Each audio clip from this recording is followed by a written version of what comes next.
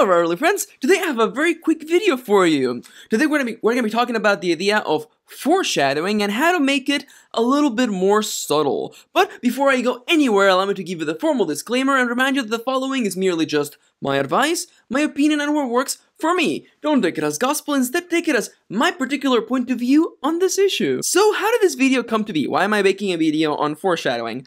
As always, as I keep telling you, if you have questions, leave them in the comments. That's where I get my ideas for these videos. So someone sent in a question about foreshadowing, and the question was framed around the idea of sending your writing to a writerly friend for feedback, and this particular writer was saying that every time they get feedback from their writerly friends, they hear that their foreshadowing is too obvious and that they can always see what is coming from a mile away. Now, I do have a couple of things to say, but before we talk about any of that, let's get the basics out of the way. What is foreshadowing? Foreshadowing is a storytelling device and the name for the idea and the concept of giving signals and clues to the reader as for things that will be happening later on in the story. Now, as for an example of this, there's one that I've been using for a long time, and it's the idea of a character who lives in a world that is about to fall into the zombie apocalypse. Like, we're talking like 2 days from now. And this character has a car that's broken down, and one of their friends reminds them that, hey, you should probably fix that car because the last thing you want is needing a car and not having one.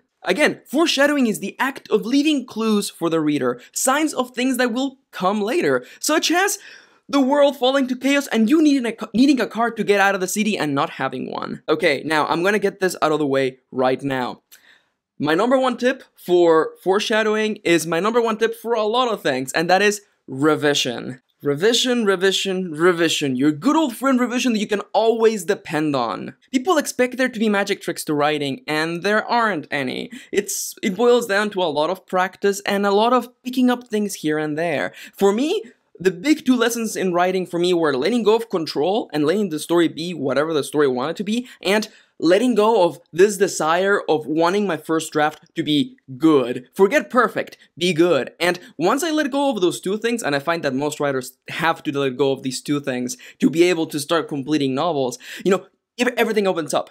When you stop worrying about, oh, is my foreshadowing like too obvious or too subtle right now? It doesn't matter. Once the story's over, you can give it some time, come back to it later, and then start fine-tuning the details, because that's what revision is about, fine-tuning the little details. And one of those little details is gonna be foreshadowing. In my personal experience, since the characters are the ones leading me around, I tend to have to go back and add foreshadowing here and there to events that I could not have ever seen coming. Again, for me, foreshadowing is not, I don't want to say a secondary thing because it makes it feel as though it is like second to everything else, but for me, foreshadowing is something I only worry about in the revision draft. One, because the way I write stories, I don't know what's coming up, so it's hard for me to be like, I'm gonna add some foreshadowing here for what will happen later, which doesn't tend to happen. So for me, I tend to focus on that on the revision draft. I tend to, give my stories some time, come back to them, read them as though I was a reader, and I ask myself, is this clear? Do I need to add some foreshadowing here, take some out of this place and to put it here? It's a lot of looking at things objectively and fine-tuning the details. But there you go, number one tip, revision, which usually boils down to don't worry about it now, worry about it later. With that said, there's something I want to talk about, something that triggered this video, because I wouldn't have done this video if I hadn't gotten a chance to talk about this, okay? And it deals with the idea of feedback. Again, the whole point of foreshadowing is to give a clue, a sign, an idea of what is to come. That's it. That's the whole point of foreshadowing. Now, the one thing that I've noticed from years of doing feedback with other writers is that when you give a writer your beta draft of your book, they don't read it like readers. They read it like writers. Do you see where I'm going with this? Writers, like really, really smart readers, don't just consume the story. They taste it, they analyze it. They're like the food critics in like cooking shows, They don't just take a mouthful of food, they inspect it, they smell it, they notice the little hints and details. And what I mean by this is that writers who are reading your story, like your writerly friends, are looking for the signs. They're looking for the clues. So, is it really a surprise when they find the clues? I mean, after all, if you're leaving these clues so that people find them, is it wrong when somebody that is looking for them finds them? I don't think so. Again, if you've been following my videos for a while, I think you know how I feel about stuff like this, but it's this idea of this unspoken truth that, writing needs to be fast-paced, and it needs to have likable characters, and it needs to have really subtle foreshadowing. And all of these hard rules are really problematic for me because I don't think it has to be like that. Now, I actually haven't answered your question. I haven't given you my own advice for how to make foreshadowing more subtle, but before I get there, let me just give you one more thing to think about, okay? Consider this. What do you think is better? Foreshadowing that is so obscure and vague that nobody ever finds it? Or foreshadowing that is so obvious and ham-fisted that everyone sees it? Which do you think is better and which do you think is worse? Just keep that in mind. Just think about it, leave it in the back of your mind, then consider that as we move on through the next part of this, okay? Now, as for my tips for how to make foreshadowing more subtle, one of my big tips has got to be to never directly address the subject of the foreshadowing. This one's really straightforward. Like, if a character is going to die at the end of the book in a fire, you never want to have the character say in dialogue out loud, "Oh my, I hope I don't die in a fire. I hate fire." The same goes for the narrator, actually. If you want to be subtle, you may want to stay away from the narrator making factual statements about the character's fate. Such as, like the character saying, I hope I don't die in a fire, I hate fire, is as bad as the narrator saying, little did Johnny know that he would die in a fire. Again, what's the goal here? You want to be subtle, thus embrace being subtle. I recommend leaving the foreshadowing to details, to little descriptions, things in the background, the things that you want people to catch if they are paying attention or they're looking for clues. As for the case above, if the character is gonna die in a fire at the end of the book, it may be a good choice to open up the story with this character, Johnny, at his mother's cremation and feeling this enormous sense of dread, and they can't actually decipher whether it is their fear of fire or the loss of their mother that is making them feel this way. But the caveat here is that you probably would not know if you needed this scene until you're done writing the entire story. Again, revision is your friend. Now, I said I was gonna make this video quick, but there's something I want to talk about, and I don't want to end this video without talking about this because, again, there's this idea that in writing, certain things are better than other things, and I don't agree with that at all. Now, I want to make it very clear that the question I got was asking me how to make foreshadowing more subtle. I want to make it very clear that making foreshadowing subtle alone does not make it good. Maybe this is just me, but sometimes I feel that being blunt actually helps. Maybe it's just me again, but I like it when a narrator states a fact. Such as saying, she was happy for the first time in her life, though it would not last long. That is not subtle at all. That is fact. That is the narrator stating a fact.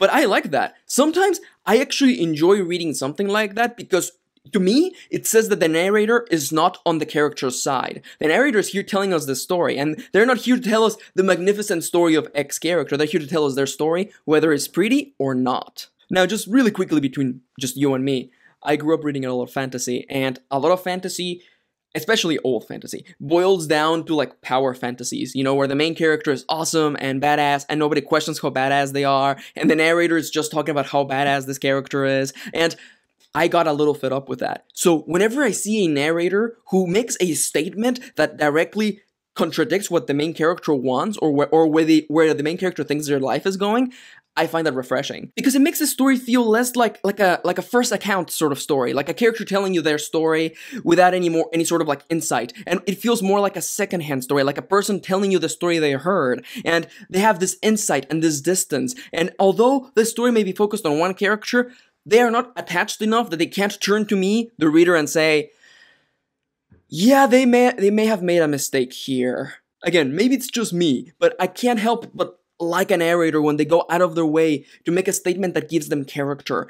And it makes them feel less like a faceless being, a disembodied voice, and more like a person sharing a story with me. With yet another derailed conversation out of the way, allow me to summarize my thoughts. If you wish to make foreshadowing more subtle, I recommend sticking to things in the background, details and descriptions, and stay away from making factual statements. Unless, of course, if you want to be blunt. Remember that being blunt sometimes is more effective than being subtle. After all, being blunt is what makes a punch to the face feel very effective. And finally, I want you to keep in mind that writers, particularly writers reading your work, are going to be reading it from a writer's point of view, and they're going to be looking for the foreshadowing and the symbolism and all of the other literary devices that are out there. So you don't necessarily need to feel bad if they caught it, because after all, if somebody's looking for clues and they find them, is that really a bad thing?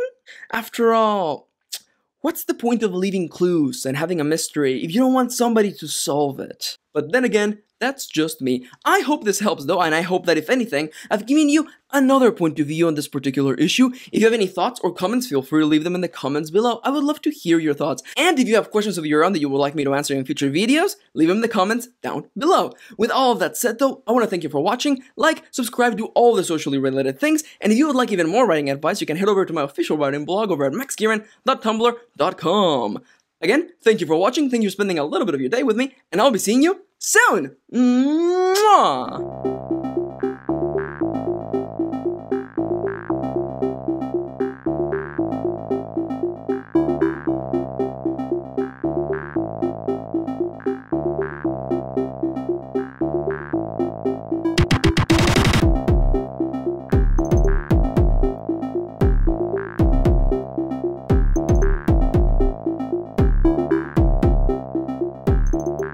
And welcome back to the editorial. Really quick editorial today, because I'm really busy today, and I have to get this video out ASAP.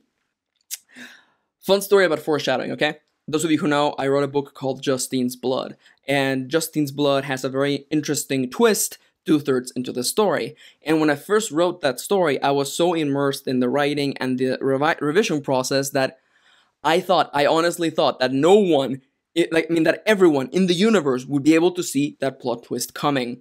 Now, if you have read Justine's Blood, you may be realizing how silly of a thought this is. But again, if you're in the middle of the writing process and in the middle of writing a book or editing the book, you are so lost inside of the forest that you can't see the trees. So again, I want to, give you a little bit of insight, and I want you to remember that, sometimes having a little distance and stepping away from your project can give you the larger picture. If you're in the middle of writing, the last thing you want to do is worry about the little details. It's like, is this foreshadowing too obvious? Is it subtle? I don't think that you should worry about that just yet. Worry about it when the story's over, seriously. And again, as always, I just want to remind you that you don't have to share your first draft.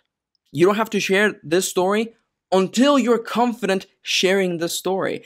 Give your stories time. I know that you want to see people's reactions to it, but also remember that people are only going to read your story for the first time once, and you want to make a really good first impression, Again, though, that's just how I feel about it, and I hope that, this video helped, and I hope that I gave you another point of view, hopefully, and if anything, I hope that you enjoyed watching me and my silly face make silly jokes. But with all those things out of the way, though, I gotta get going. Thank you for watching, and I'll be seeing you soon.